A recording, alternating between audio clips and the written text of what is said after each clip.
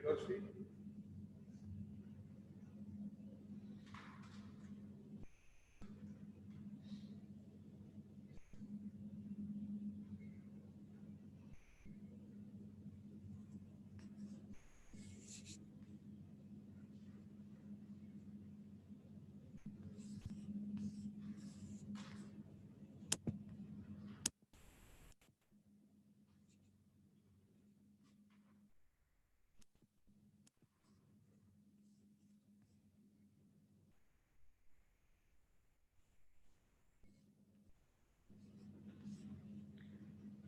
I don't see the live link on the website, on the Dover Daily. The live link's not up on the website yet. Correct.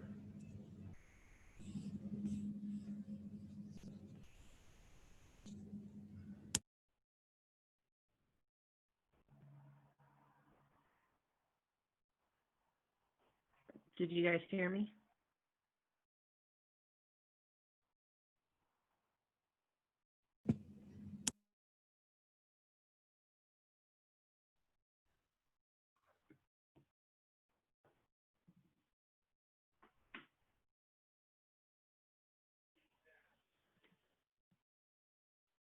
All right, it's up now. You might want to wait for people to log in a couple of seconds.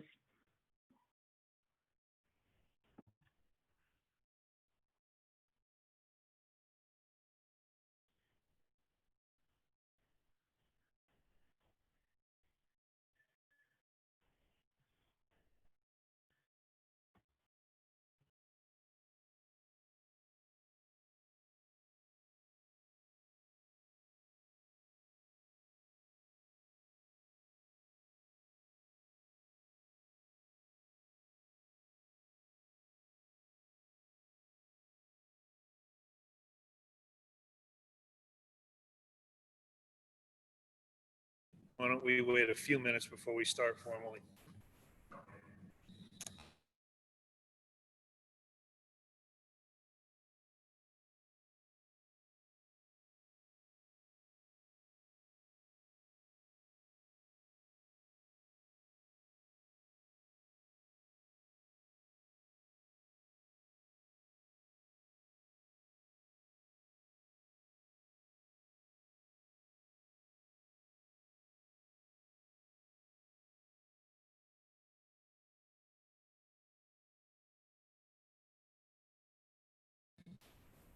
Okay, let's get started. Good evening, everybody. We want to start right away and get as much as we can answered. This session is going to be recorded and put on the website. So if you do have to leave, you can come back to it, or you can check it out on the website. We will post it as soon as we can get it up there. So thank you for joining our grade 6 through 12 meeting. Our administrators have been focused on implementing the development plans that they have created. We've had, and I want to just acknowledge, there are 8 different committees that have put their time and energy into developing parts of each of the plans from each of the buildings. And once those overview plans were developed, each of the principals and their leadership teams had developed and implemented each school plan. And each full school plan is on our website, www.doverschools.org. And over the last 5 weeks, we've been working on these plans, and we got those plans posted to the State Education Department and to the Board of Health, because there are basically 3 guidance documents that we are currently using to help us define whether or not we can come into school. And those 3 documents are the State Education Guidance from New York State Education, the Board of Health Guidance, and the CDC, Center for Disease Control Guidance. And we're looking at those 3 documents and the testing that we are doing with the State Education Department. I'll show you what it looks like. We have to assure that all of these pieces that are addressed so that we can attest them and that we are and will be able to open school. and we've been working hard to do that. But we are trying to minimize risk as much as we can to make sure that we have a safe reopening of school. There is no perfect system, and there are no guarantees. And I want to make that perfectly clear. We're trying our best to minimize the risk, and make sure or hope that a transmission of the COVID virus will not happen. Making this decision is a very difficult decision, and it's a very difficult choice both for parents and for administrators. Of course, we want everybody to be safe, and we don't want to put anyone at risk. But I do want to talk a little bit about this as we move forward to a final decision. Hopefully later in the week, I'll give my recommendations after I hear everything and we give the questions and the feedback. I'm going to meet with the staff and the teachers later on in the week and the Board of Education on Tuesday. But with that said, let me talk a few minutes about making this decision. Because obviously we don't want to put anyone at risk, and the easy button is to say, all right, everybody will stay home and we'll have remote learning. And that sounds great, but there are problems with that as well. With that said, there's also risk and issues with remote learning.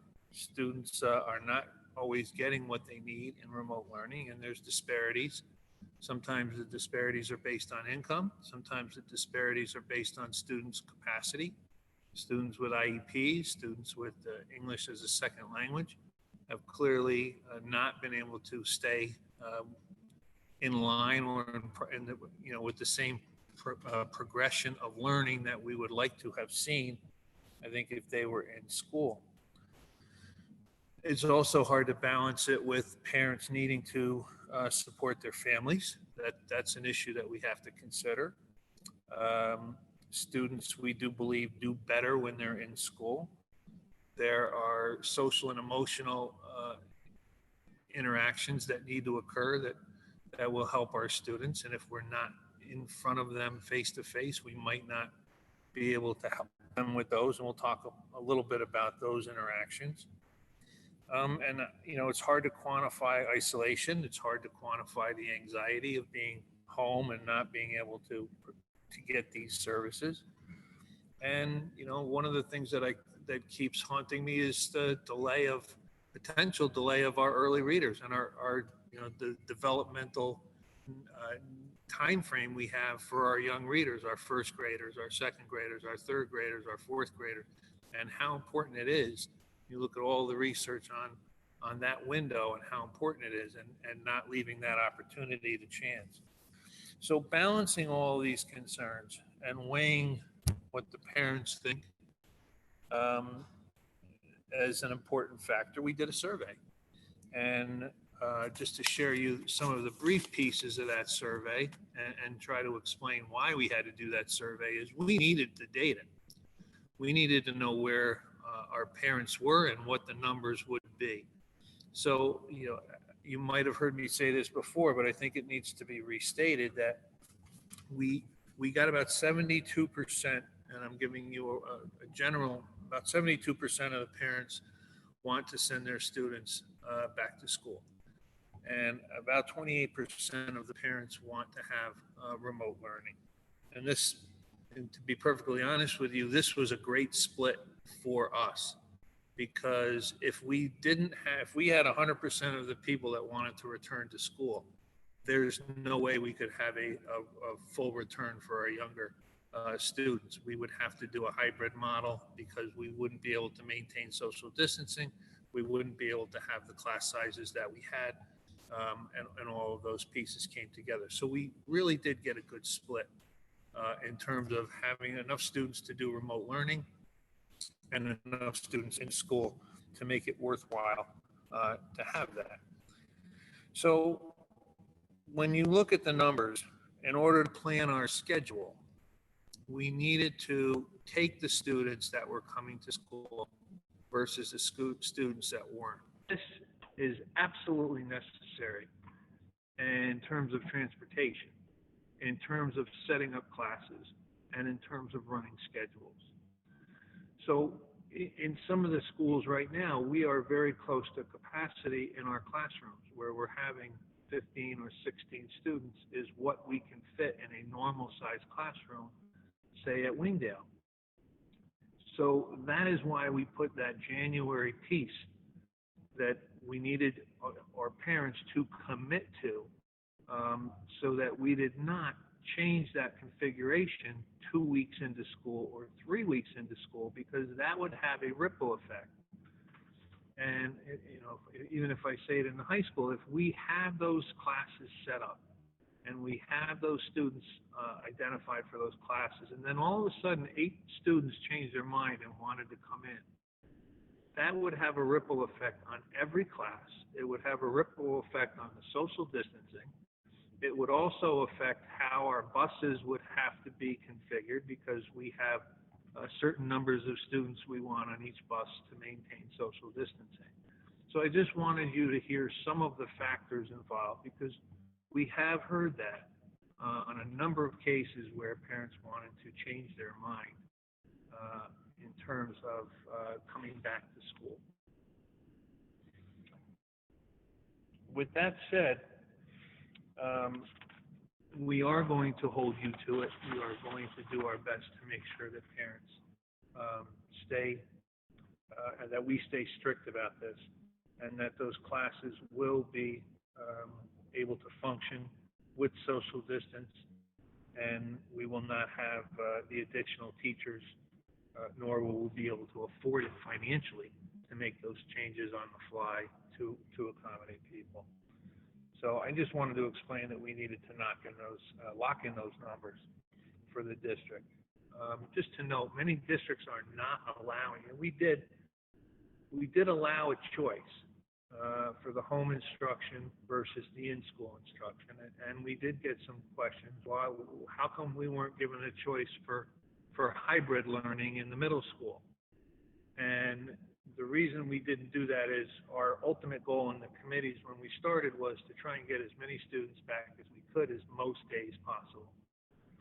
So yes, if we can't do it with full remote, we would move back to a hybrid model. But we think we have a good split right now. We think we have the room, and we think we can move forward with this model. But it's going to have to lock in for a while in order for us to do that. If we tried to add the remote learning as an option and give 3 options to the parents, there would be no way that Mr. O'Connor or any of the principals would continue to work here, because it would be such a complicated schedule, and it would be almost impossible to interpret for the teachers to have to do potentially 1 or 2 or even 3 different types of education. So tonight, here's our agenda. Tonight I'm going to give you a brief overview between about 20 to 25 minutes, and then I'm going to ask Mr. O'Connor and Mrs. Angelis, principals of the middle school and the high school, to speak about their detailed plans as we move forward. And then we're going to take questions, some of the questions that we've already been sent, and we'll go through some of the new questions that come up as this meeting happens. So here we go. I'm going to give you kind of a sketch of the day and go through some of the pieces that we're going to be doing from a general framework. Every morning, every parent will be getting a phone call, and that phone call will be asking parents, teachers, and staff members. I'll be getting one of these calls for a health check, and you're going to have to answer those questions on that phone call, and it will be asking whether you have a fever, whether you have loss of smell, loss of taste, a whole bunch of questions. Have you been exposed to somebody that has COVID-19? Have you been in another state or another region over the last 2 weeks that was considered a hot spot by the state of New York? And if you answer no, then you will be allowed to come to school. If you answer yes to any of these conditions, then you will have to stay home, and then we will move forward on contacting those students who are sick and who stayed home, and the nurses will reach out to you and provide you with some questions and some information as to what we would do next. I can't stress it enough. In all of our discussions with the health department, in all of our discussions with the other superintendents, this is the number one piece that we will need to do to keep our schools safe. If the parents and the teachers and the administrators don't do a good job of getting everybody to take this seriously and do this safety check every morning, then we will be potentially exposing our staff and our students and our busloads of kids getting on with potential COVID-19 cases to the virus. And once that happens, then that's going to be a problem, and how we're going to act when we get an active case of COVID-19, all of those pieces will kick in. So I can't stress it enough. And we are going to be teaching it. We are going to be training it. We are going to be posting videos on how to do this correctly and try to help parents with doing an accurate health screening, because that's going to be happening every morning, and that is one of the biggest safety pieces that we can do to keep our community and keep our staff safe.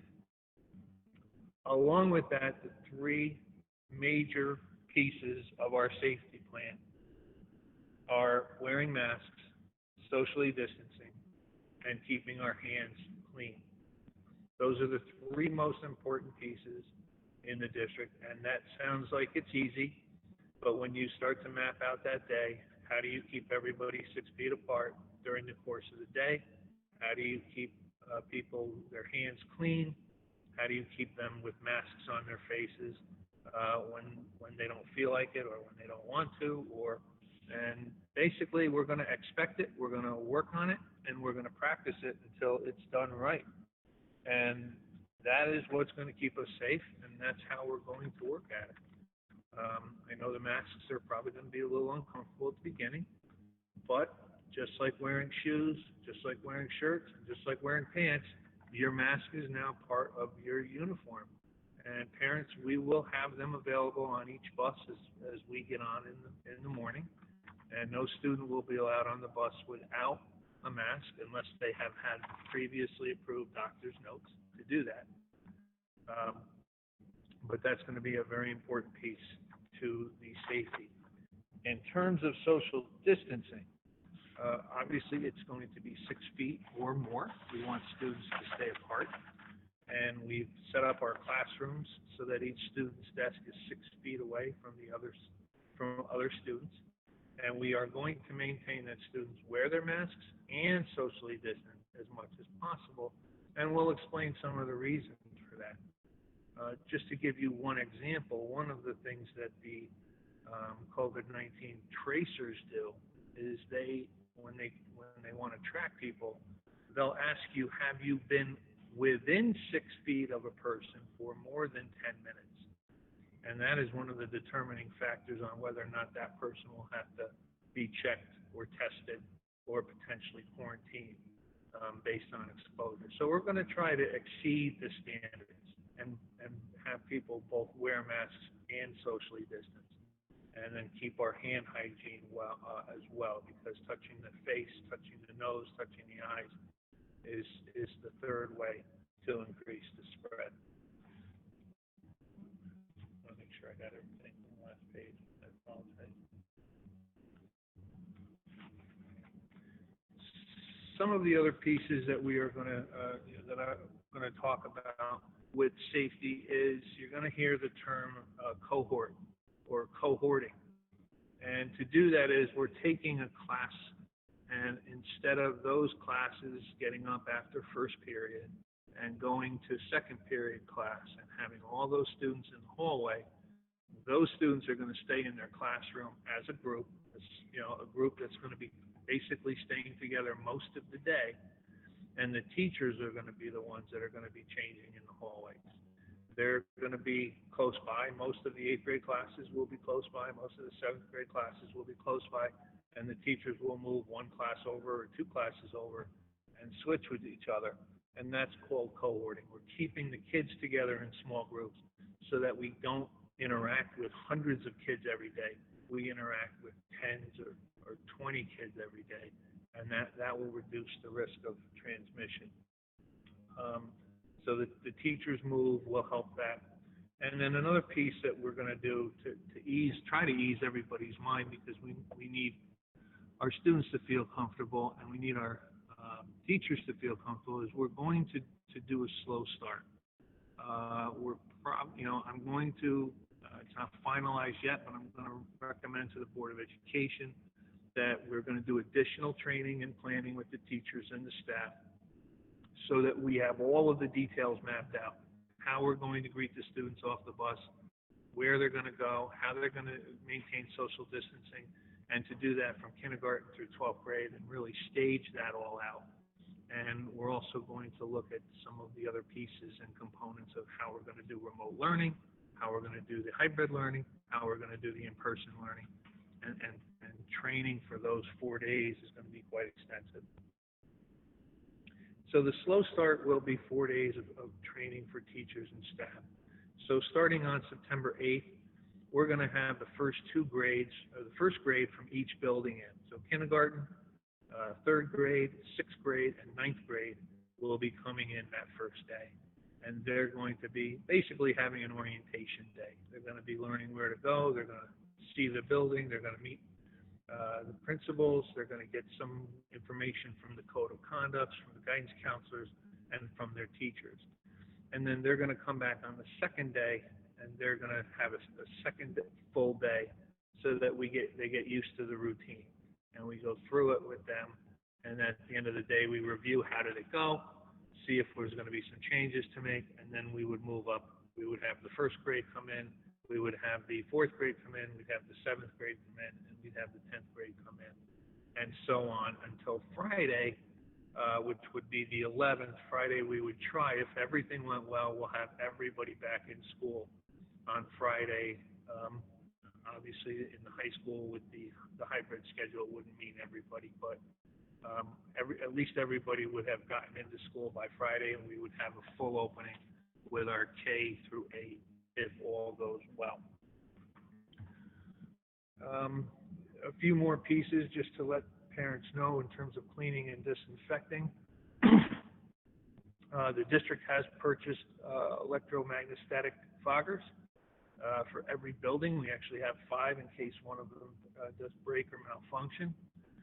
We're also adding 4 custodians to the day shift and 4 custodians to the night shift, so that we are going to have cleaning logs, making sure that all of the high volume areas that the custodians are going to clean it, they're going to sign it, they're going to date it, and they're going to time it to make sure that those things are happening repeatedly and constantly throughout the day.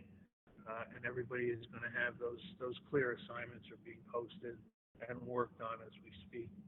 So both shifts will be adding a lot of people. We want to make sure that the buildings are clean and safe for everybody to return. We have a lot of our protective equipment, or PPE. We have 20,000 masks in stock.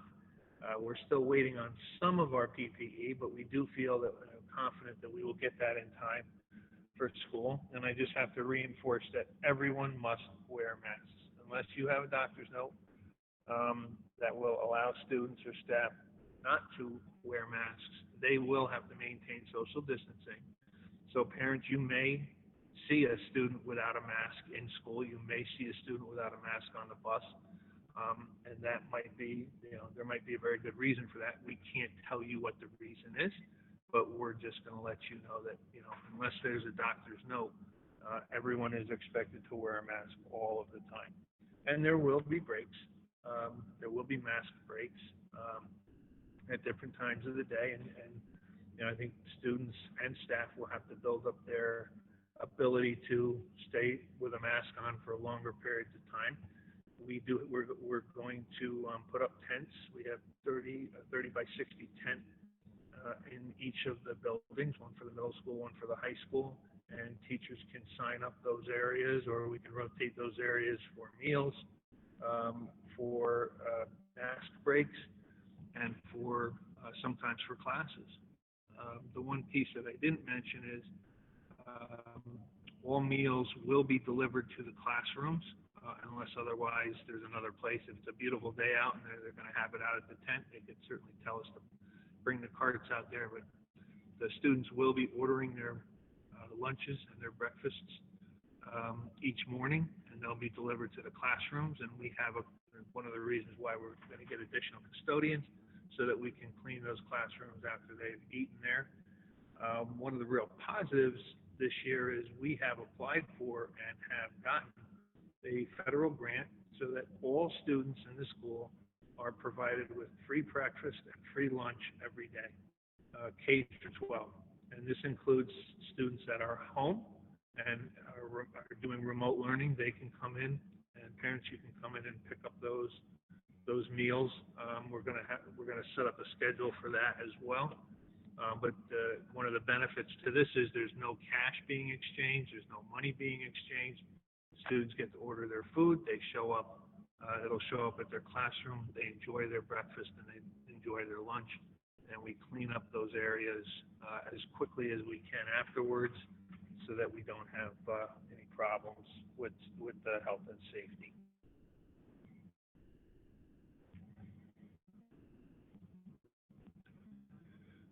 One of the recommendations by the Department of Health was to try to attempt to have as many people, encourage as many people as possible to get the flu shot. Because, like you know, the flu mirrors a lot of the COVID-19 symptoms. So if we can have people get their immunity set to the flu shot and get a flu shot, that will greatly reduce the potential of having symptoms, getting the flu, and possibly having to be quarantined for a long period of time. So please, I encourage you. We're going to try and offer flu shots here for our students and for our teachers and our staff. I don't believe we're going to do that for students, but I encourage you, please think about getting yourself and your children flu shots before it's too late or before there's a run on them. They're starting to give them out now, and I would highly recommend you do that. In terms of management of ill people, if we have those health checks are done every morning. Now, somebody might have forgotten to pick up their phone.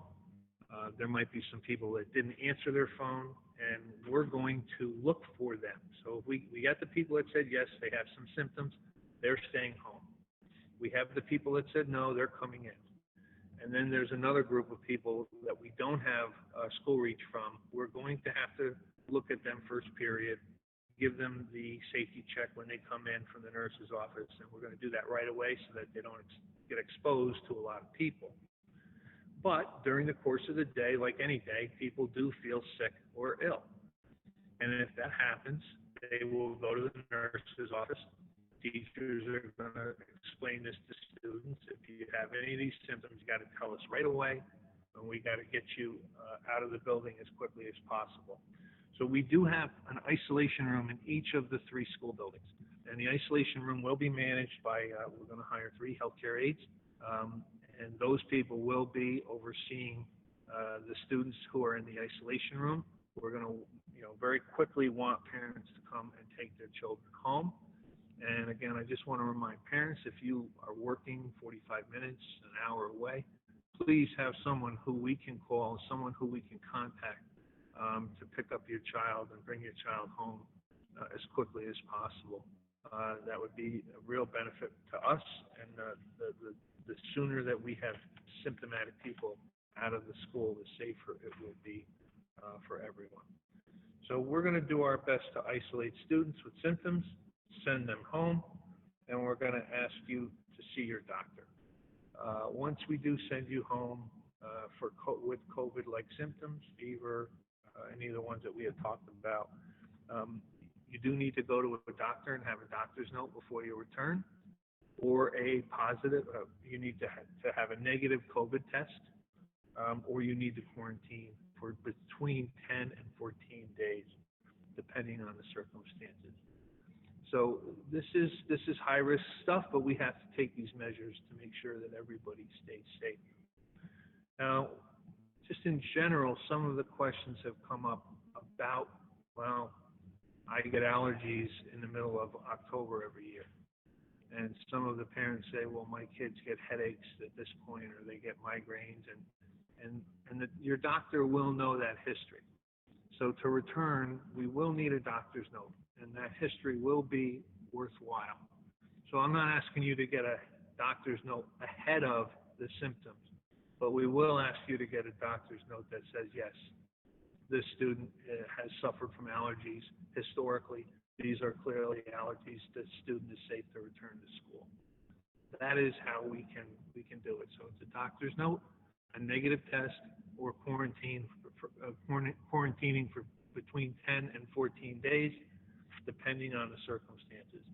And I'm going to put this flow chart and a number of other pieces from the Department of Health on the website for everybody to see tomorrow, so you can get a better understanding of what we're looking at in terms of contact tracing and in terms of our response to potential people with potential COVID-19, and then what we would do if there was a positive case and how we would treat that.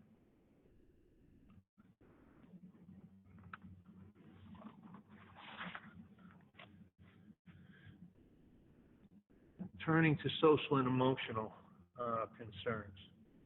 You know, we want to see the students. We want our counselors, we want our psychologists, we want our teachers to be working with our students to check in on them, make sure that they're feeling safe, trying to check for levels of anxiety or other things. And, you know, just as importantly, early stages, we want to know where they are academically. There was a big break. You know, March 13th was a long time, and then you add the summer. That's a long break, and we want to see where people are at. We want to do something. We want to reestablish our connections with students. One of the things that I feel very strongly about in our district is our strong connections with our students. Being this size, knowing our kids well, I think that's one of the most important things for us to get off to the right foot this year, is to get to see our students, look them in the eyes, see how they're doing. And I think it'll be very important for us to bond with them and make them feel safe, and also it'll be good for the teachers to reconnect with all the people that they've been working for. We will be working with our staff to evaluate and improve on the social and emotional side our anti-racist and our anti-bias work. I think that's a very important current event that we need to talk about and work on with our teachers. We need to do some training, and we need to definitely address this in multiple ways. I'm hopefully going to announce within the next few weeks that we will have a partnership with Pauling and the University of NYU to work on some equity initiatives between our schools and our towns. And it's an exciting plan, and I hope it comes to fruition. But there'll be more information about that, and the social and emotional pieces. We'll be talking to you a lot through your principals and your counselors. There will be some larger classes in the high school and the middle school, and you might say, well, wait, how can there be a class of 27 or 28 in the high school? There will be a bigger classroom. It'll actually be a double classroom where we're taking the wall down, and we're going to have two classrooms so that we can socially distance, and we can work a class that large without a problem. Also, there is an increased mandate for physical education and music to be 12 feet apart. So those are some of the logistical problems that we're going to have to deal with, having physical education class, keeping every student in that class 12 feet apart because of running, because of yelling, because of singing. They want to keep people that far apart. so that it's safe. We're still going to need to do fire drills and lockdown drills, but we're not going to huddle everybody into the corner for a lockdown drill. We're going to be explaining where people will go during those drills rather than actually performing it. Fire drills, we will have people who will take the time to leave, out the building, but we will not do it as a mad dash and everybody goes in the hall at one time. We're going to do it by classroom. We're going to do it by group. Obviously, if there was an actual fire, we would know to get everybody out, and that would trump the social distancing for that specific piece. Some of the parents' questions dealt with ventilation, and that's a very good concern. We've been working with a mechanical engineer. They've been going through the buildings. They've been looking at our ventilation. I'm happy to report that we have lots of windows. We have lots of natural lighting, so teachers can open up windows. Having fresh air is one of the most important parts of the ventilation system. And the fresh air, we have vents in every classroom. And there's a little bit of a discussion between how much ventilation filters, I think people are hearing the term MERV 13 filters, we have in our vents. And that's fine, but the MERV 13 filters are thicker. It's kind of like between having one of the disposable masks on and an N95 mask. If you've ever had an N95 mask on, it's much harder to breathe because it's thicker and you have to go through more. Well, that's the same thing is true with the filters in our vents. So on the good side, it will vent, it will get more dust and more dirt out of the air. On the bad side, it will vent less air and less fresh air will come in.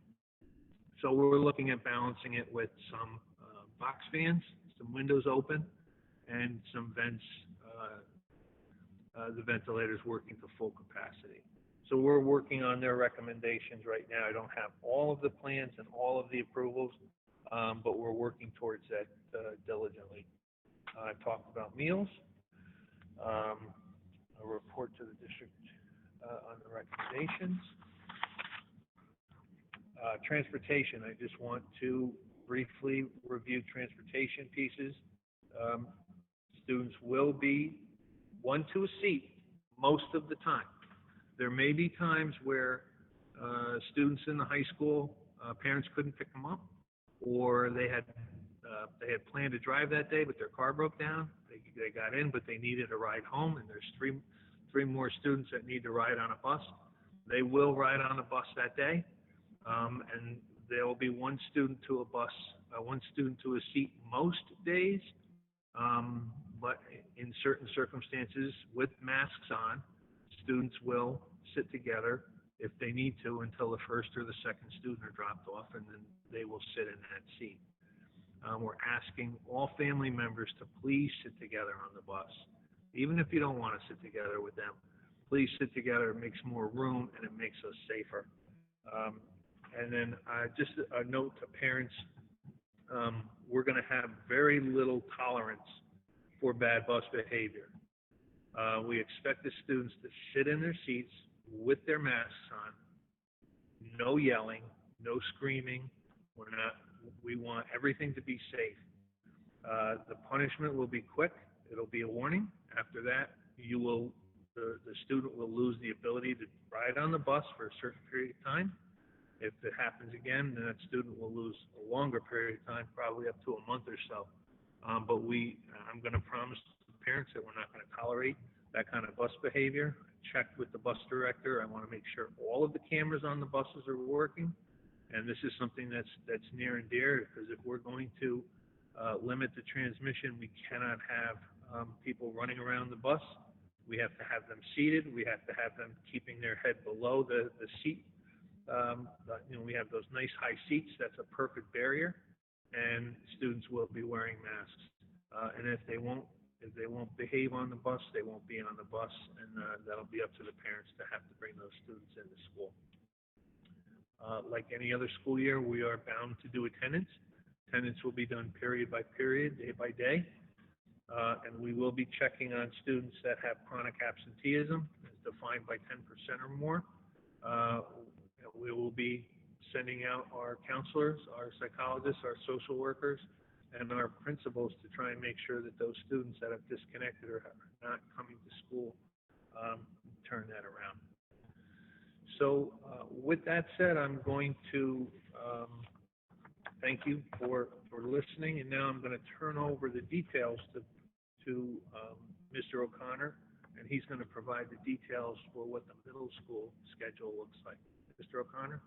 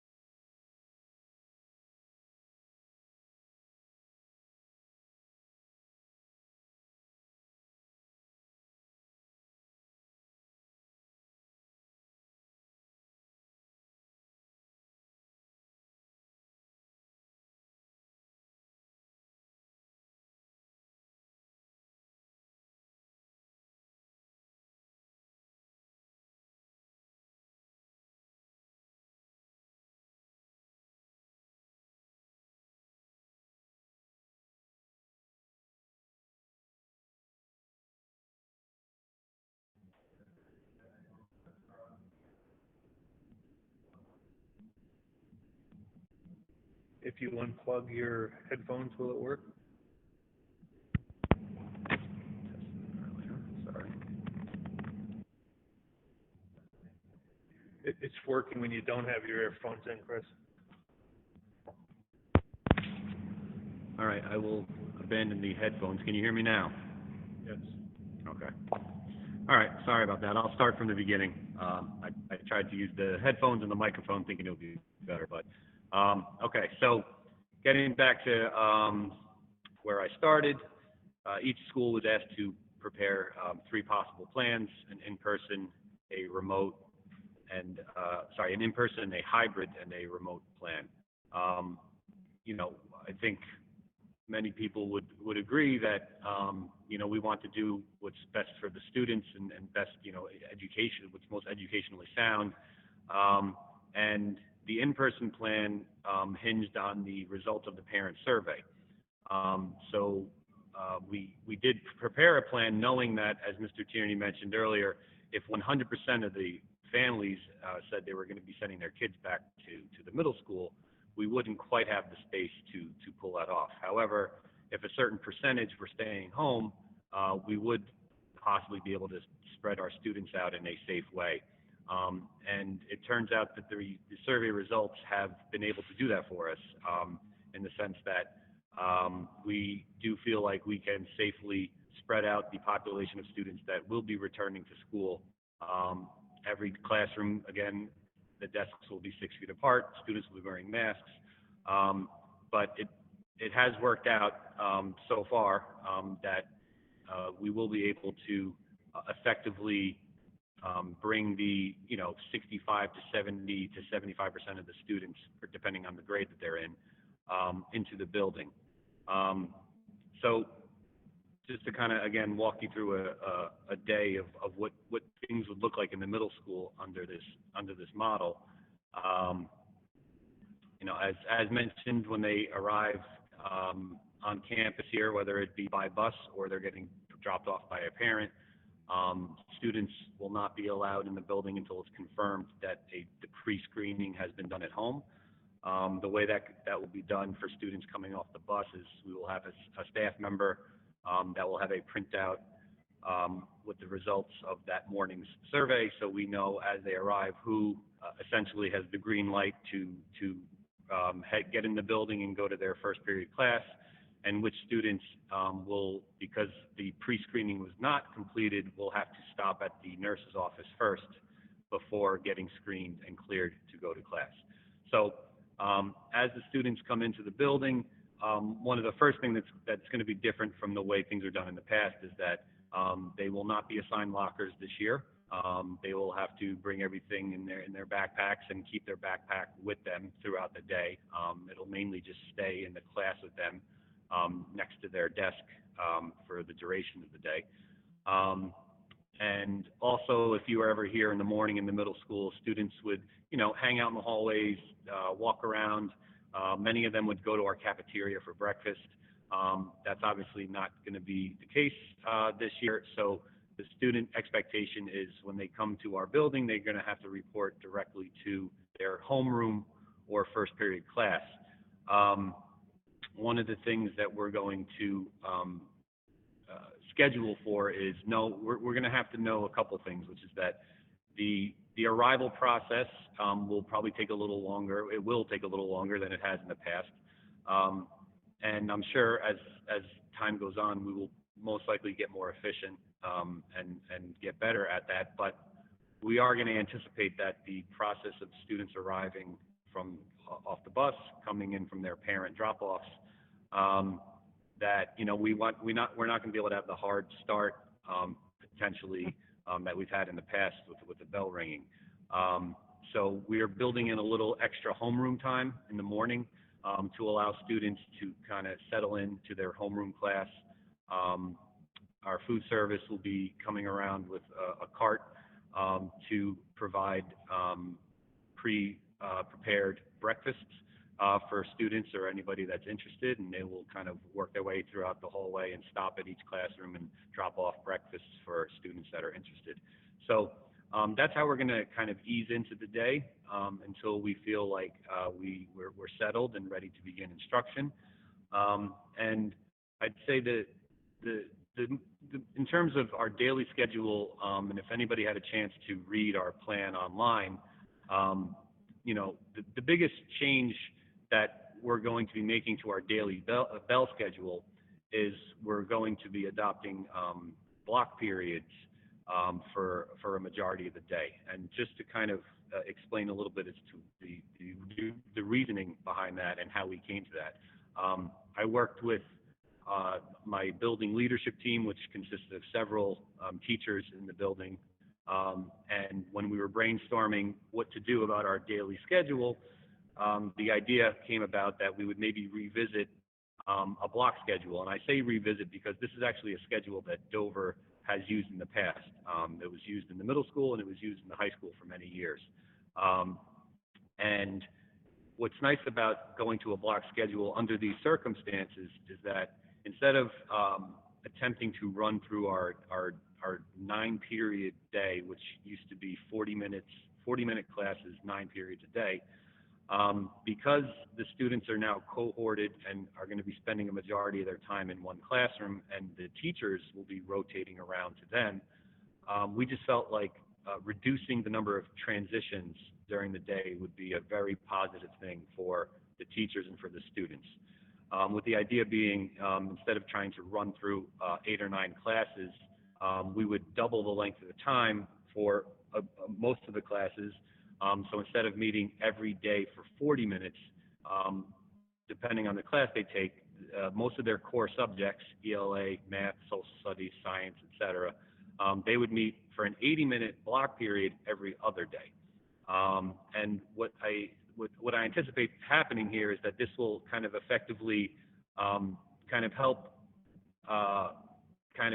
the teachers and the students will be able to kind of dive deeper into a class or a lesson, because one of the problems that we're going to run into is because of the transitions, because it's not a normal day where in the past a bell would ring and all the kids would pile out into the hallway and go to their lockers, and the teachers are the ones that are moving now.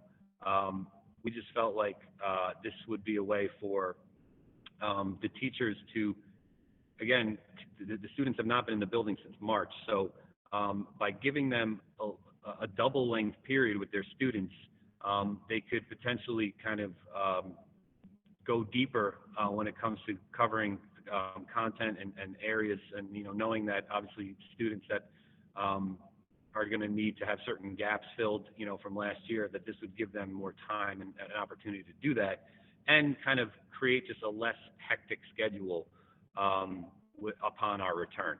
And so this was an idea that was very kind of well received by our faculty, and they were interested in trying to make this happen. And I'm very hopeful that that's going to be the result here, is that it'll make everyone feel a little bit, more. There'll be a little bit more peace of mind knowing that, the student will be having basically 4 main classes a day and not trying to get through 8, including a lunch period, obviously. So when this is finalized and ready to go, I will obviously share this with the community and put it on our website. But essentially, as I said, instead of 40-minute periods, it'll be 80-minute blocks every other day. But there will be 3 periods in the middle of the day that will remain 40 minutes, and those will represent our lunch periods, similar to the way it's been done in the past. So period 5, 6, and 7 will remain our 6th grade lunch, our 7th grade lunch, and our 8th grade lunch. Those periods will also be opportunities for some of our specials to take place. So it's during these times where we can, have students that have to alternate between health and or family and consumer science, or maybe they're alternating between art and technology. This would be an opportunity to do that. And some of those classes will also meet under a block, but that middle group of periods, 5, 6, 7, will be an opportunity opposite lunch to do that. Speaking of lunch, I know that that's a big question, and Mr. Tierney addressed it to a certain extent, but I just wanted to add, in terms of the middle school, I think that more than ever, recess has always been a very important time of the day for middle school students. Obviously, pre-COVID, it was an opportunity for students to socialize and go outside and get some fresh air and run around, and most importantly, get some energy out. And I certainly don't want to not give them that opportunity to go outside and get some fresh air, especially considering the circumstances with wearing the masks and everything else. I think that, recess is still as important as it always has been. So the plan would be to let the students, after they're done eating in the classroom, with proper supervision and aides and myself and, whoever else we can get to help supervise, to let the students go outside. But again, there are going to be new rules when it comes to recess. They cannot play games. They can't run around and play basketball and play tag. And it's not going to be that type of recess. They will, be spaced out. They will have to maintain the 6 feet. But if they want to talk from a socially distanced, of course, if they want to talk to their friends, if they want to maybe take a couple laps around the track, and just generally get some fresh air, I think that, we don't want to deprive them of that opportunity. So that's the plan as of right now when it comes to recess. But again, the students are going to have to be very respectful and responsible when it comes to that time period. So a couple other things I think worth mentioning about our day. So because of the numbers that we've gotten back from the survey, our class sizes, for the most part, depending on, each grade and each class, but they're hovering at around 15 or 16 right now.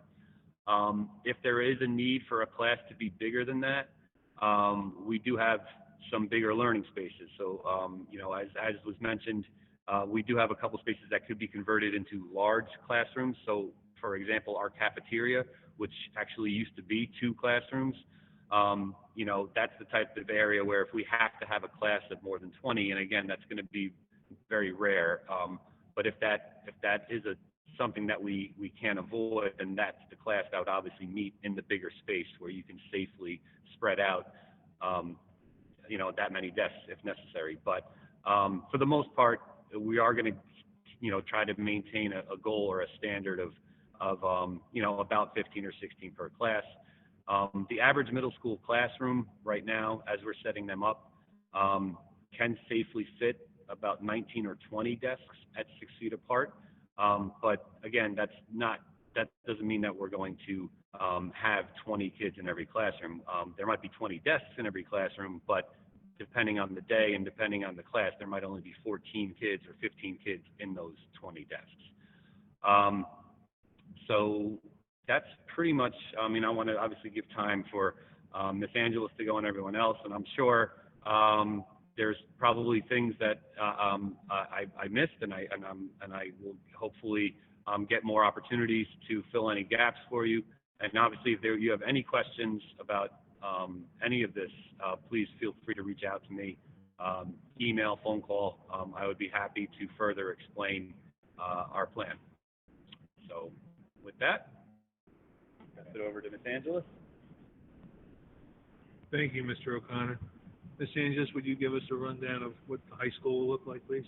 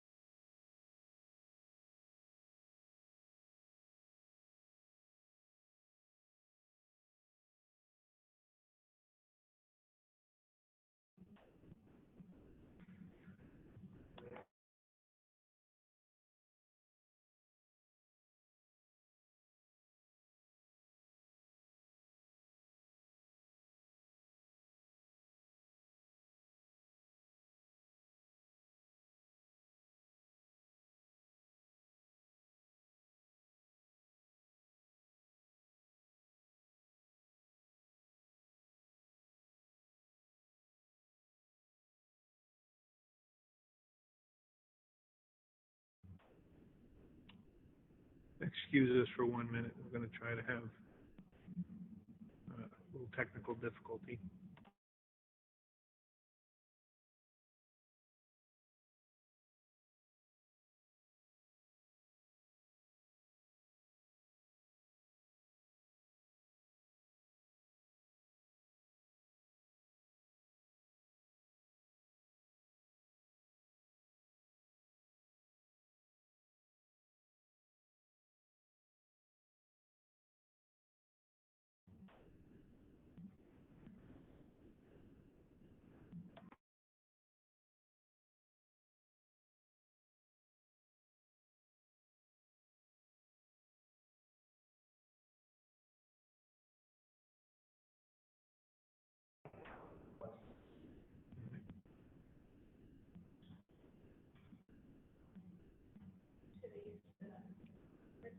Is yours working, Donna? Because mine doesn't appear to be working either.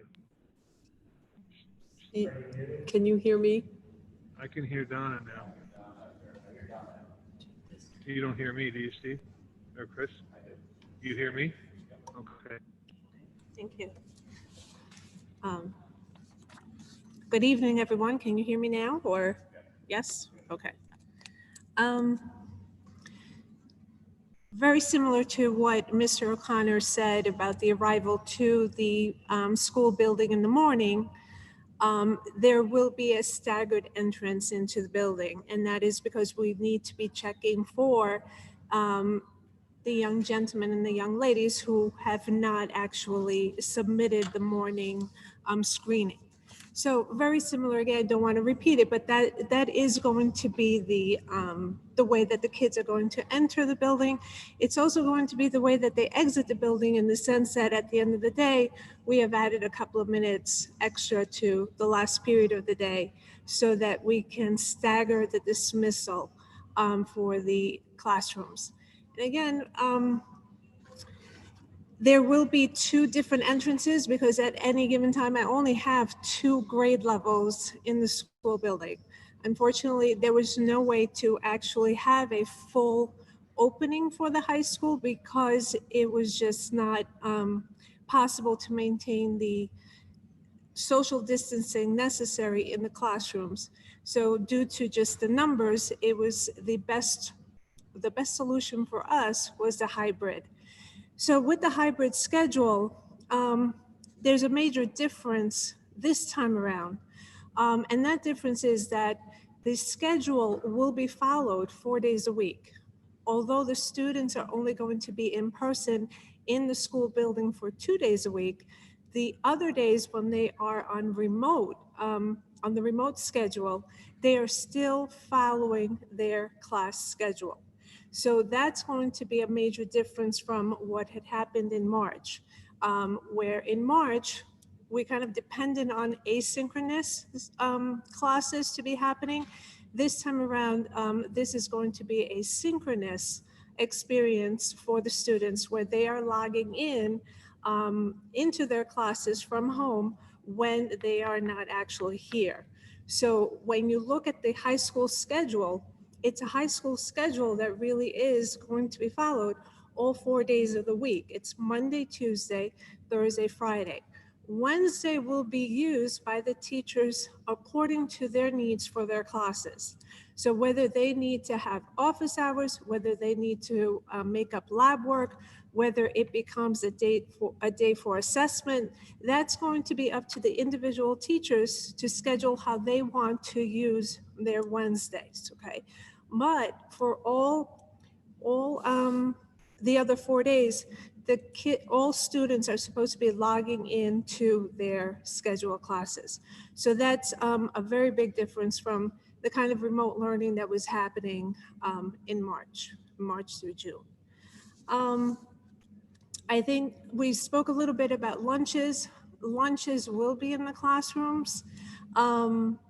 We have tried as much as possible to cohort the students. I know the biggest concern again, why we only have 2 grade levels in the building is because we want to maintain that safety distance within the classrooms. I'm blessed to have 2 very big double rooms in the high school. And what I mean by those double rooms is that they actually have a collapsible wall that allows 2 classrooms to merge into one, okay? And on midterm situations, when I had midterms or finals, I actually fit 65 students in those rooms. Now with social distancing, it is the maximum of 30 students in that room. And yes, I do have 2 classes that are running in there with 30 students in that room, but they are 6 feet apart. So they are following the recommended CDC guidelines and the Department of Health guidelines for the distancing within the classroom. But those are probably 2 of the biggest classes I have.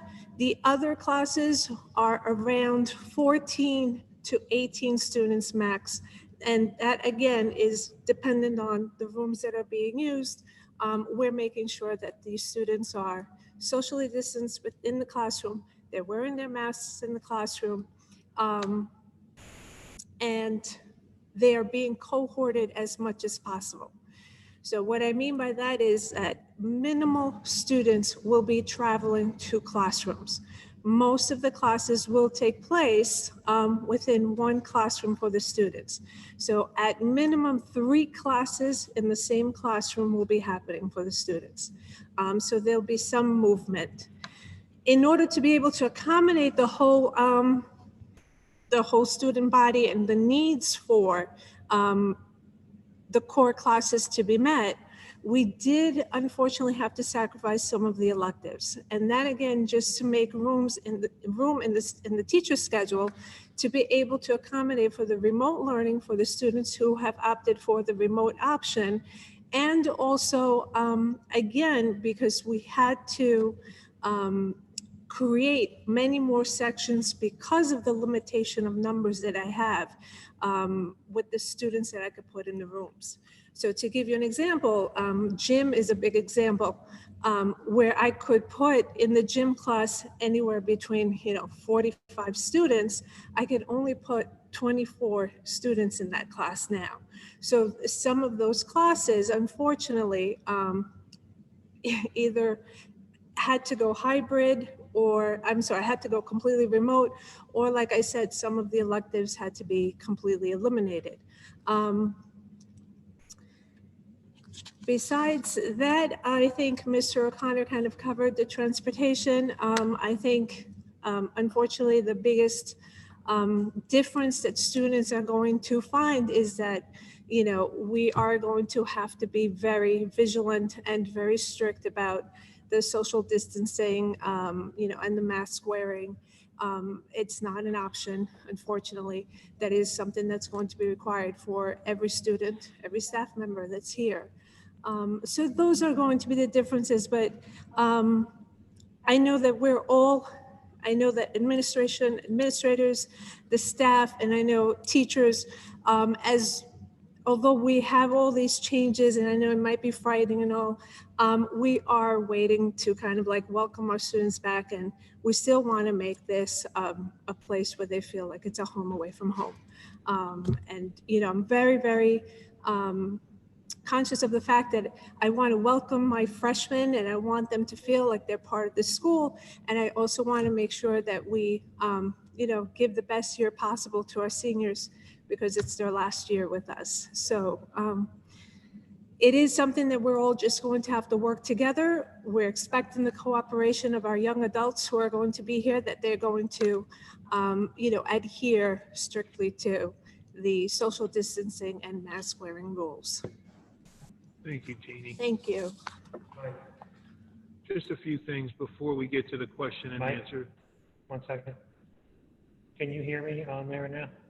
I can hear something's echoing. I don't know which one it is, but I could hear you. Can you hear me in your earphones? I can hear you through Jeannie's Chris, computer. can you hear me in your earphones? Okay. So just a few things before we transition to the question and answer period. There were a few pieces that I just wanted to reinforce that I hadn't mentioned earlier. Part of our technology and connectivity, we want to make sure that all of you have internet connectivity. So if you don't, you please need to contact us so that we can provide that for you and order it. Some of the questions about internet connectivity for the local providers, that's going to be something that you're going to have to work out with your providers, that the connectivity has gotten lower when school started, and we're going to have to talk to those providers, Optimum Online. But I think the customers themselves, you should be the ones calling those, because I don't know the individual issues with connectivity. So that was an important piece. In terms of instruction, we certainly want to make a broad brush statement that we want to have as close to in-person instruction will be our home for our homebound students as possible. But we do want to maintain the rigor in those classrooms. However, and we've heard from last year to this year, teachers, parents, teachers, students, everybody, they want more face time with their teachers. Last year was a little bit different, and I think you've heard the through line that there's going to be more daily interaction with the teachers and the students. There is going to be a schedule where the students are expected to start their day at a specific time and go through their classes when they are expected to be there. It's not going to be like last year, where they could do their work at 5 o'clock at night and then email their assignments in at 10 or 11 o'clock at night. We're going to be expecting students to be on a more school-like schedule and have clear communications with them and with their parents as much as possible. So I did want to hit on those parts. And then one last thing, if you hadn't heard it in the discussion, we are going to try to get our students, and part of the state guidance is to get our students with IEPs and our students who are ESL students, English language learners, in more days than some of the other circumstances. So I just want to make sure that we touched upon that, because that is part of the guidance plan for reopening. Now I'm going to ask Mrs. Basting. she's going through some of the questions, and she's going to give out questions in a rotating basis as best she can to us to answer.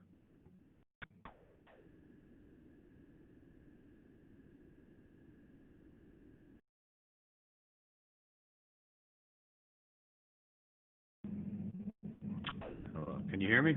Sorry, I'm just gonna interject just for a moment because I just wanted to address something about the students that will be staying at home, because I spent most of my time talking about the in-person school experience, and I just wanted to acknowledge, because I know that there's probably some families watching that have opted to keep their students home.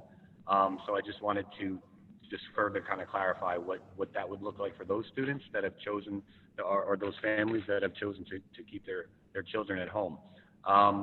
So again, with the way the numbers have worked out, our teachers will be able to basically, you know, most teachers, and I'm going to kind of generalize here, but teachers usually have 5 classes a day that they teach, and because the way the numbers worked out, we are going to be able to basically, all the students per grade that are going to be staying home are going to be cohorted together as a group remotely, and they are going to be, the teachers will be able to sign in during the school day. So while they're here at school, they will have a schedule for their remote students, and the students at home will also get a schedule as if they were in the building, and they can follow that along with just like the teacher schedule, so that you know, if they have a period 1 math class, they will log in, and they will, as a group together, the 8th grade remote students will take that class together. And then for period 2, they will transition to their 8th grade science class together. So that's the plan right now. And again, we will work out the details on this, but I just felt the need to just kind of further clarify. You know, I spent most of my time talking about what's going to go on here in the building. I just wanted to just take this moment to kind of briefly explain what the schedule will look like for the students at home, that they would essentially be kind of following along a daily schedule and going from class to class remotely, like our students will be doing here in the building. Again, if you have further questions or would, you know, need further clarification, please reach out to me. So thank you for that. Sorry. Sure, Mr. O'Connor. The first question's going to you. Why isn't the middle school offering a hybrid schedule this year? Again, so every building was asked to come up with 3 possible scenarios, and we do have a hybrid plan. If you go to the school, our website, we do have a plan where if we need to further dilute our student population beyond the way it currently is, we have a plan where we would reduce our student numbers even further by having only the students come in. Depending on their last name, we would split the grades in half by alphabet. And so again, that plan does exist, but at this point, you know, we were again waiting on the results from the parent survey, because if enough students were going to be staying home, we were going to see if we could safely bring everyone in that wants to come in, and we are going to be able to safely do that. And in doing so, the in-person model, we're able to run a 5-day-a-week, somewhat normal schedule, obviously with all the social distancing guidelines in place. But I think that for instructional purposes, for the kids, for the teachers, the consistency of, if we can pull off having them come safely every day, that, you know, there are many that would say that that's preferred over the hybrid model, where kids would only be in school maybe 2 days a week. So that answers the question about the in-person versus hybrid. Thank you. We have a question for children that are fully remote schooling. Do we need to bring the Chromebooks back to be updated or anything? No, that is not necessary, because the technology crew can update anything that they need to right from here. So remotely, they'll update that. Ms. Angelis, the next question's going to you. When does virtual learning begin, and what are the start and end times for virtual learning? So virtual learning will begin the very first day of school, when we get a finalized, first day of school. But they are to follow the schedule, their given schedule. So again, it begins at 7:20 in the morning and it will end at 2 p.m. That's where, the remote classes and the virtual learning days will begin and end just the way a regular in-person day begins and ends. And tentatively, the schedule has us as September 8th being our first day of instruction. But again, the board will have to approve that at our Tuesday board meeting because we did make some changes. Ms. Angelis, will the teachers be live if we have to do distance learning? And also, will they have more work than they did last year as remote learners? Yes, the answer to that is definitely yes. For, what happened last year, everything was put together very quickly. Now we've had better time to plan it out, and there is no reason why they cannot follow their regular school schedule, through a virtual schedule. So yes, and they will have a lot more FaceTime, which I think is very, very important. They will have FaceTime with their teachers on the days that they are scheduled to be, distance learning. Mr. Tierney, in January, will families have the opportunity to revise their choice of in-person or remote learning if necessary? We will do our best to revise it. Again, it's going to be a very fragile system, but we hope that we can do it. We're going to look into it again. I don't have a crystal ball to see where we are in terms of the virus or whether we have some type of a vaccine by then or some kind of a cure. That would be awesome. But I think that we're going to do our best to revise it and allow students back into school by then and see what we can go from there. Mr. Tierney, a couple of health-related questions. If there's no hand sanitizer allowed on the bus, will the school provide it or for the families? Yeah, we will provide it in school. We are putting up stations right now throughout the school, and we're going to be handing it out to each classroom. So yes, we don't want students to bring in hand sanitizers or have them on the bus because they are flammable. But we will supply them to everybody in school. And how will you know the difference between COVID-19 or if it's just a cold or send a student home? We have to assume that it is COVID-19. We're going to take all the precautions we can because we don't have that ability and don't have the immediate testing. Hopefully that would be something that would could come out soon would be wonderful.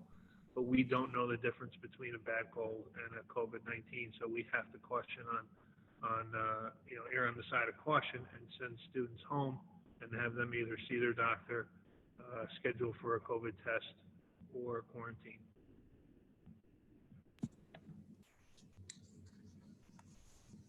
Mr. O'Connor and Ms. Angelis, when will the students get a supply list?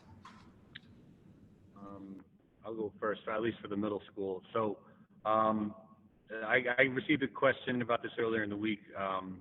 The supply list, I'm going to encourage all families to hold off right now on buying supplies until we get a more updated,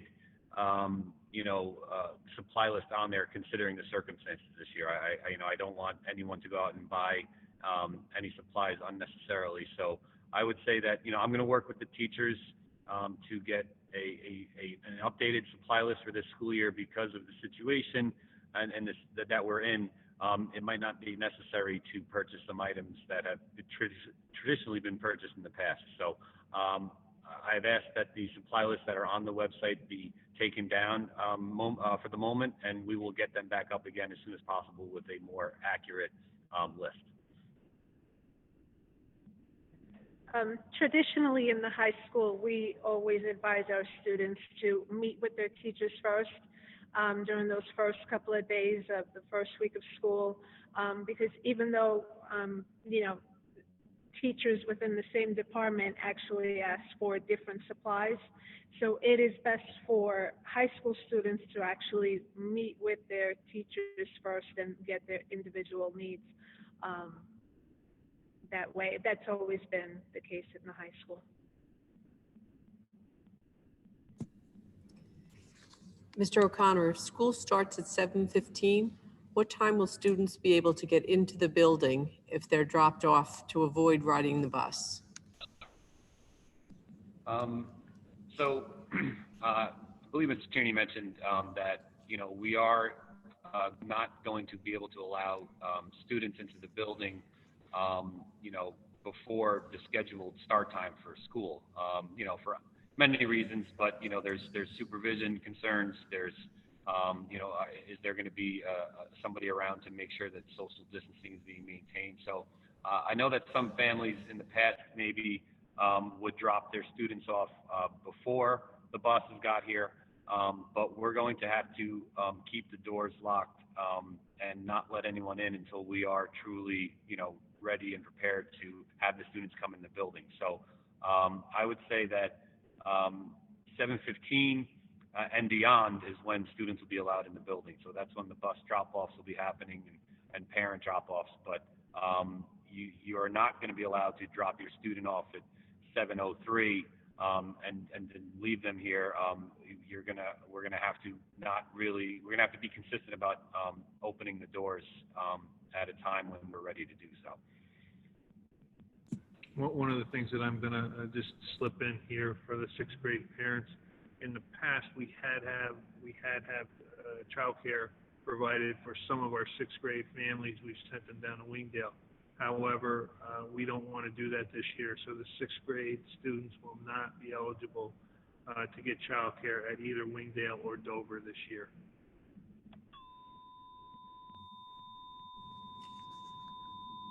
Ms. Angelis, how will it work for attendance if children log in late for remote learning? For example, what if a child has a doctor's appointment and would have arrived late to school in the past, but now needs to log in late to remote learning? Okay, so attendance is about keeping accurate logs of our students' activity, and a lateness is a lateness is a lateness, whether it's in person or in the virtual classroom. So they treat it the way they would treat any other lateness. Our policy is that if they're late, we need to have a late note from the parents explaining the lateness.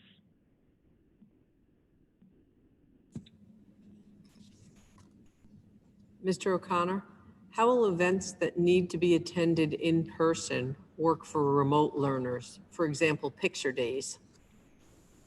That's a good question, and I don't know if we fully have an answer to that yet. Those sorts of situations, we're going to have to figure that out at a later date. Obviously, picture day, for example, is something that, there's certain possibilities. Maybe it could still be done where students come in on an appointment basis and get their picture taken on that day, potentially, but we're just going to have to obviously review certain events like that traditionally been held in person and kind of figure out how we could pull that off for this year.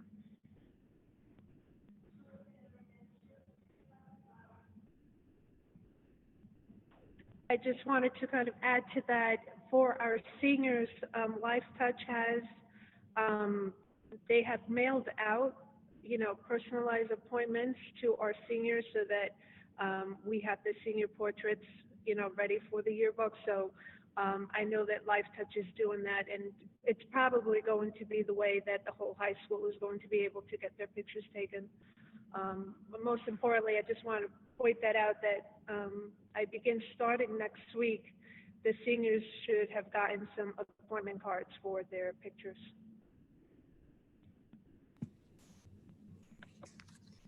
Ms. Angelis, my child has a medical concern and needs extra help, but I've chosen remote learning for him. What can the school do to help my child? In the case that we have, children with IEPs, whatever support systems we've had are the same support systems that are going to be available for them now, whether it's in person or remote. We're going to make sure that the needs of our students are being met. Mr. O'Connor, is there going to be help for parents to guide them through online school? Yes, that was one of the, in late June when we kind of assessed how everything went this past spring when it came to distance learning. Our teachers are eager to help kind of further assist parents in, all things remote learning, particularly, for example, navigating through Google Classroom. So our teachers are interested in, and will be putting together some tutorials and some helpful hints, and we'll be sharing that with the families as they're ready. But yes, definitely this year, if for the students that are learning remotely, we want to make sure that the parents have a better idea as to help how to navigate their way through all the things that we use, all the programs, Edpuzzle, GoFormative, things that they'll be seeing pretty regularly if the student's learning remotely. Ms. Angeles, during these times, it's difficult to complete community service outside of the home. Is the high school going to adjust the community service requirements? And if not, can you make suggestions of safe community service that students can complete at home? So we were in that situation last year where, and this is a situation we find ourselves every year, where seniors kind of, we have certain students who put this off, and they keep putting off the service hour requirements. They do have 7 years to complete these hours.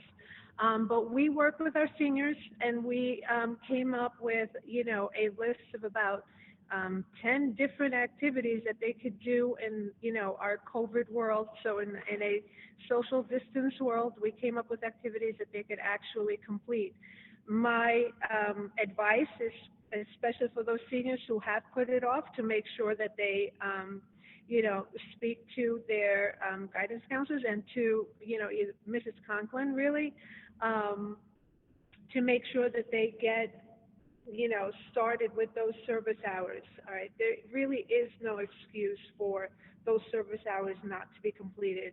And like I said before, we actually came up with many activities that they could complete, and we could come up with some more. And they just better start in September to make sure that they are done by June, so they don't find themselves in that predicament.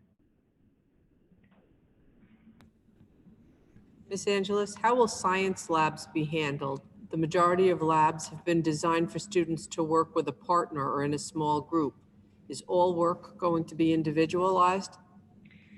Yes, and I could tell you that really 90% of our labs will be virtual. And we are making sure that the teachers have, the proper, they have asked for different programs so that they could provide the labs and lab experience virtually to our students. Again, we're trying to minimize any kind of shared space or any kind of, situation that's going to compromise the safety of our students.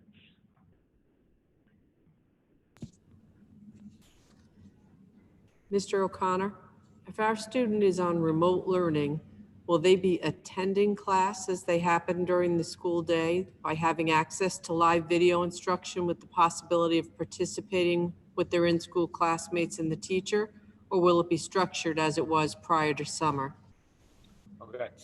As I mentioned, yes, our students that are learning remotely, we are setting up the schedule so that they will get a daily schedule as if they were in the building, just like their peers that will be here in the building, and they will follow along with that schedule. Having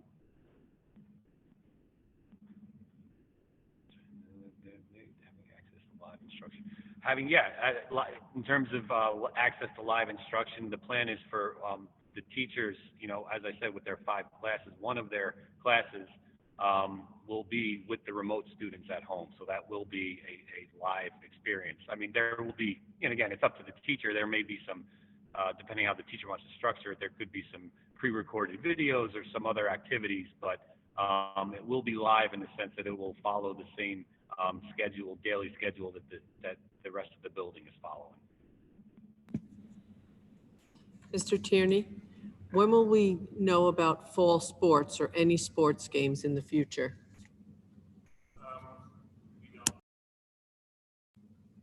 Yeah, we don't know anything about fall sports yet. The current news is that they put off the season. There was talk about September 21st as being a new start date for practicing, but that is not going to be the case.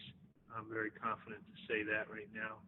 There's also been some talk, and again, I'm not going to spread rumors, but it's only talk, that they've talked about even switching seasons or flipping seasons and having 3 mini seasons that are like 8 weeks long, starting in the middle of the year. But that is not definitive. So I just want to make that clear. We don't know yet what's going to happen with sports or clubs and activities. We're going to have to see what we can do. It's one of the things that's on our to-do list, and we want to see what happens. But again, it's the unpredictability of this virus and the spread. On that same idea, Mr. Tierney, are the music concerts canceled for the rest of the year? And how will band or chorus kids perform? I don't know. I think the concerts are going to be very different than what we're used to. I don't know if they're going to be smaller bands, where the bands could be 12 feet apart on the bleachers and parents could come on the football field. I don't know how logistically we can do that. Again, that's one of the things that for now we're not going to have concerts for the foreseeable future the way we normally look at concerts, just because of the social distancing. But are there other ways that we can do it in a big circle, or can we do it with social distancing at 12 feet? We're looking at that, but we don't have any answers yet at this time. We value our music programs and we want to support it as best we can, but we have to do it safely. Mr. O'Connor, my child works better when his teachers explain and go over the homework. If the kids have to do remote learning, will there be a time for the teachers to work with the students? Yes, I mean, in the sense that we are going to be building in, again, it depends on the model that we're going with, but with our current plans for the in-person instruction and then the students that are learning remotely, yes, there will be opportunities for extra help, and we are going to certainly do everything we can for our students that are learning from home to have those opportunities for, live, real-time assistance, and incorporate that as part of the day.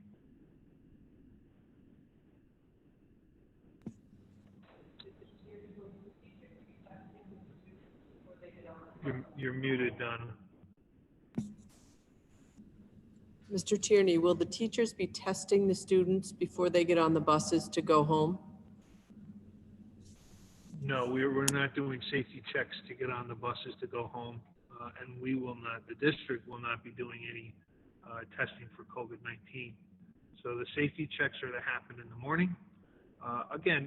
But I do want to add this: our healthcare aides and our nurses will be doing checks when they don't. If there's no one in the isolation room, I'm going to be asking our healthcare aides to go around and do some random checks to make sure that no one is symptomatic, and we'll try to get at least every student once a week checked randomly to make sure that we do that, and we have to do it appropriately with proper privacy.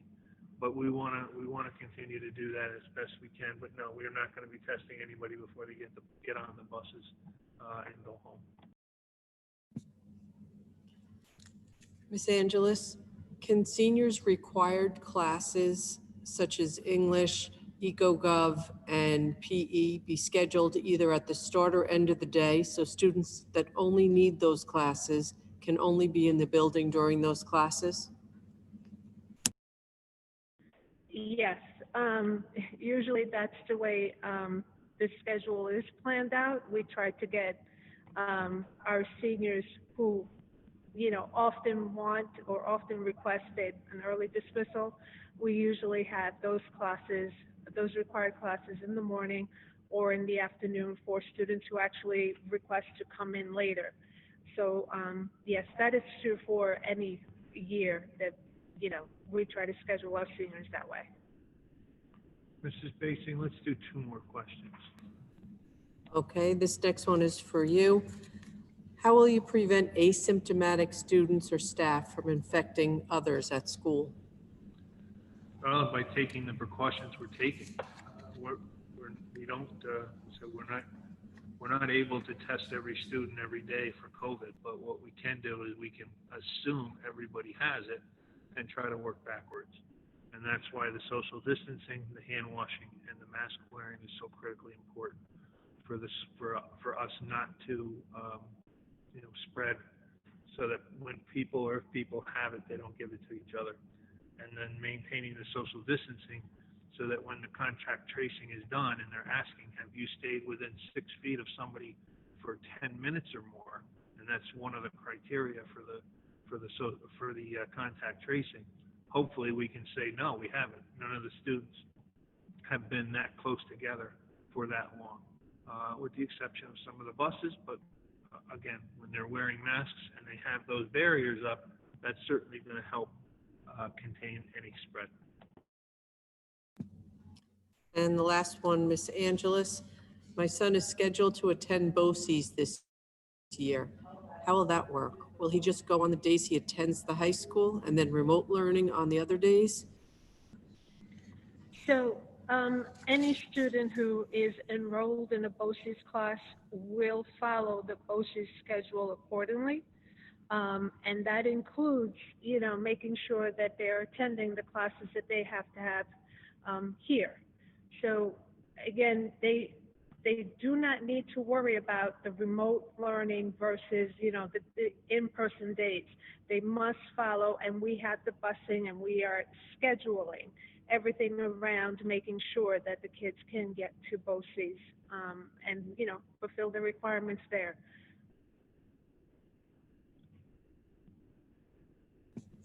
Okay, so the students will have transportation from the high school to both, all BOCES programs. Yes, and even though the BOCES program has actually, they have shortened their day, okay, they're still leaving from here on time to go to BOCES, and they will also be returning, and we will have transportation for them. But even though their day there is shortened, we will accommodate, what they need here.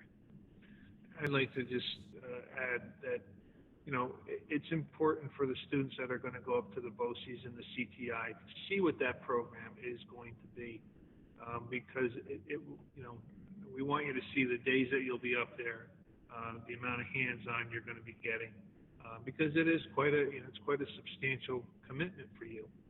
Make sure that you understand the BOCES program as you move forward to choose it.